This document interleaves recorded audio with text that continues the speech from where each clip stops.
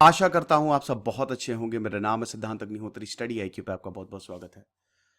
दोस्तों, भारत जो है वो 13 स्पॉट नीचे गिर गया है। अभी जो ग्लोबल होम प्राइस इंडेक्स आया है उसमें भारत 13 स्पॉट नीचे गिर गया है, 56वीं रैंक है। होम प्राइस इंडेक्स हम बात करेंगे इसकी। चलिए आगे बढ़ते हैं। यूपीएससी के स्मार्ट कोर्सेज आते हैं, आप जरूर अवेल करें। इंस्टा पे मुझे फॉलो करें। अभी मैं ऋषिकेश आ रहा हूं, तो अगर आपको मिलना है तो आप मुझे स्टडी आईक्यू पे नहीं, इंस्टा पे मुझे मैसेज करिए। ओके। तो भारत 13 स्पॉट नीचे गिर गया है ग्लोबल होम प्राइस इंडेक्स पे। 56वीं रैंक है, 56th रैंक है क्वार्टर एंड में। और ये जो प्रॉपर्टी कंसल्टेंट है Naik Frank global house price index, उनकी खबर ही है। ये दिसंबर का बेसिकली पूरा है, दिसंबर तक क्वार्टर फोर तक एनालाइज किया है। क्वार्टर फोर 2019 के क्वार्टर फोर में भारत की 43वीं रैंक थी, 43rd। 13 नीचे गया वो तो 56वीं रैंक हो गई। 3.6% ईयर ऑन ईयर जो होम प्राइजेस है वो नीचे गिरे हैं। मुझे खुद भी घर खरीदना था, प्राइस आसमान छू रहे हैं, अनाप शनाप प्राइस बताते हैं। तो उसमें क्या था कि वो मकान 40 लाख का 1 करोड़ बता रहे हैं। बिका नहीं, 2-3 साल ऐसे ही पड़ा रहता है। जो मकान तो आप क्या 10 करोड़ का बता दो, वो बिकेगा थोड़ी ना, पड़ा रहेगा। रीजनेबल प्राइस लगाना जरूरी है। और भारत, ये हर कोई भूल जाता कि भैया भारत में इतने अमीर हैं, लेकिन इतना ज्यादा पैसा ना कोई देता नहीं इतनी आसानी से, बाहर मिलते नहीं है। तभी बैंक भी अगर आप देखो तो महंगे मकानों पे 75% लोन करता है। अगर 50 लाख से ऊपर चला गया तो मैक्सिमम वो 75%। उसको पता है कि महंगे मकानों के बाहर नहीं मिलेंगे। अगर ये डिफॉल्टर हो गया तो ये मकान खरीदेगा कौन हमसे? तो यहां पे डिक्लाइन हो रहा है। कोविड-19 की वजह से और डिक्लाइन हो गया है। भाई मकान अभी भी पड़े हुए हैं। एसबीआई ने जिंदगी में पहली बार जीवन में इंटरेस्ट रेट 6.70% कर दिया है। मैंने एक लेक्चर लिया था ना कि मकान खरीदना, तो बेटा ये बेस्ट टाइम है। अभी जो टाइम हो सकता है अभी आगे, हालांकि अब देखिए एक्सपर्ट्स कह रहे हैं कि इससे नीचे इंटरेस्ट रेट नहीं जाएगा, लेकिन हो सकता है कि और कम चला जाए, क्योंकि मकान पड़े हुए हैं, बिल्डर्स की हालत बहुत बुरी है। तो quarter four year on year चलता है 3.6%। देखिए क्वार्टर ऑन क्वार्टर भी हो सकता है, ईयर ऑन ईयर भी हो सकता है। जैसे हमारी एक बहस रहती है ना कि जीडीपी को हम कैसे रीड करें, क्या ईयर ऑन ईयर बेसिस पे रीड करें कि क्वार्टर ऑन क्वार्टर बेसिस पे रीड करें। कुछ बोलते हैं क्वार्टर ऑन क्वार्टर, मतलब जैसे क्वार्टर वन की 10% है, ठीक है, तो पिछले क्वार्टर कितनी थी? 10%। अगर इस क्वार्टर बढ़ी है तो यानी कि पिछले क्वार्टर में अभी अगर क्वार्टर फोर की जीडीपी 10% तो पिछले क्वार्टर से 10% ज्यादा है। समझ रहे हो ना? तो क्वार्टर एंड क्वार्टर, दो पिछले क्वार्टर को और इस क्वार्टर को कंपेयर किया जाता है। ईयर ऑन ईयर पिछले साल और इस साल को कंपेयर किया जाता है।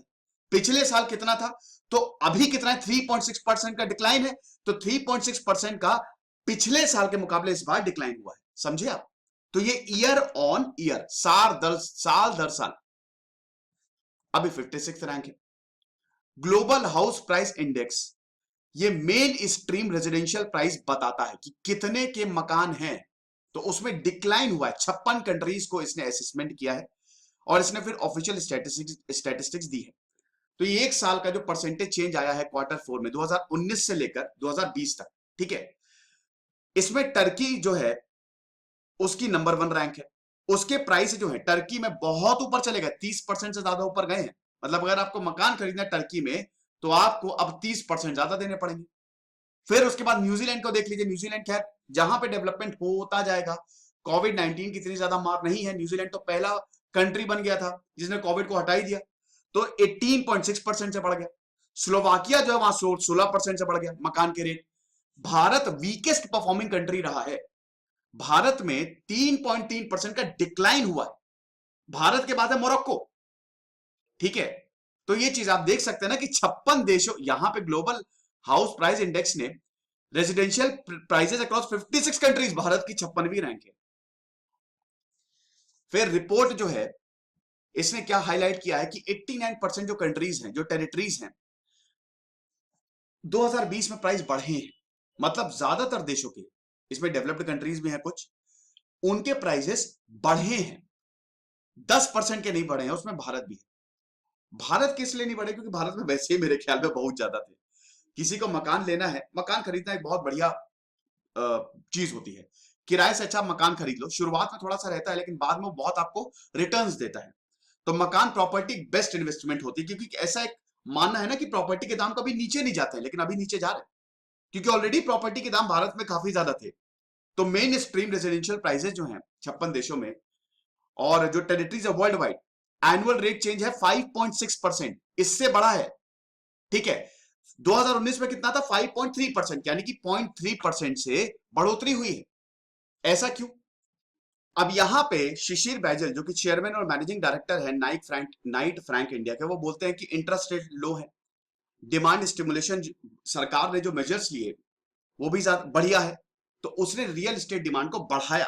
पहले 3 क्वार्टर तक ठीक रही 2020 के, लेकिन क्वार्टर 4 आते आते ये नीचे गए। कोविड पैंडेमिक सबसे बड़ा रोल प्ले किया, लोग डर गए, लोग सेव करने लगे पैसे हमको, क्योंकि नौकरियां जाने लगी यहां पे। अब रिपोर्ट देखिए आप, न्यूजीलैंड है 19% ग्रोथ की बात हो रही है यहां पे, रशिया 14, अमेरिका 10, कनाडा और यूके दोनों ही का 9% है। इन्होंने ये they actually have recorded the accelerated growth इनकी एक्सेलरेट हुई है, हाउसिंग डिमांड बढ़ी है। क्योंकि दोस्तों आप ये भी तो समझिए कि अभी पैंडेमिक में काफी लोग होमलेस भी हो गए हैं, प्लस थोड़े रेट भी गिरे हैं, तो इसलिए लोग घर भी खरीद रहे हैं। मैंने पता नहीं, ये आइडियल मौका, अगर आप भारत में घर खरीदना चाहते हो तो बेटा अभी ले लो, क्योंकि सब कुछ लोवेस्ट पे है इस समय। एशिया पैसिफिक की बात करें तो परफॉर्मेंस बहुत अच्छा नहीं रहा है, क्योंकि जिस तरीके से उन्होंने पैंडेमिक को हैंडल किया है वो बहुत इंप्रेसिव नहीं रहा है। एशिया पैसिफिक की बात करें तो उसमें सबसे अच्छा परफॉर्मेंस है न्यूजीलैंड का, सेकंड प्लेस पे। हाईएस्ट रैंकिंग है जापान की 5%, मतलब अरे यार, तो अगर हम बात करते हैं एशिया पैसिफिक की तो न्यूजीलैंड सेकंड पे रहा है, दूसरे पे न्यूजीलैंड है। यहां पे हाईएस्ट रैंकिंग जो है, मतलब न्यूजीलैंड के बाद एशिया पैसिफिक की बात हो रही है, ध्यान दीजिएगा, पैसिफिक और एशिया रीजन। आप बोलोगे न्यूजीलैंड कहां? अरे पैसिफिक रीजन में आता है ना, पैसिफिक ओशन इधर साइड है।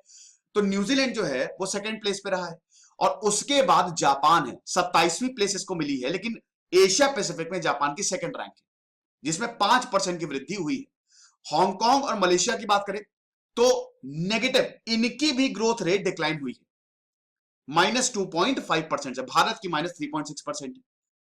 उसके बाद आप देखिए कि इंडियन मार्केट से जो है लास्ट है, 56 देश में सबसे लास्ट आए हैं। ठीक है, जिस तरीके से पैंडेमिक ने सिचुएशन क्रिएट की, सबसे लास्ट है, रैंक में सबसे पीछे। अच्छी बात है, आम लोगों के लिए तो अच्छी बात है ना भैया, प्राइसेस बढ़ गए, प्राइसेस गिर गए हैं।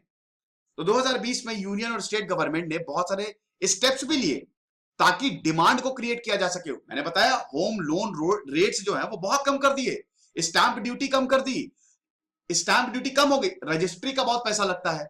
आपने यार 80 लाख का मकान खरीदा तो 8 लाख तो रजिस्ट्री में चले जाएंगे, 8% है प्लस कोर्ट फीस अलग, तो इसमें वो स्टैंप ड्यूटी लगती है, स्टैंप ड्यूटी का मेन पैसा वो भी रिड्यूस कर दी है। ग्रेट, सुपर्ब, खरीद लो जाके अभी मकान। ये मेरा टेलीग्राम चैनल है, 13,500 सब्सक्राइबर है, तो आई होप आपको समझ में आया होगा। ये वो लेक्चर्स हैं, ये वो चीजें हैं जो आम इंसान की जिंदगी से रिलेटेड है, तो जितना ज्यादा अवेयर रहेंगे उतना ज्यादा अच्छा होगा। तो थैंक यू सो मच।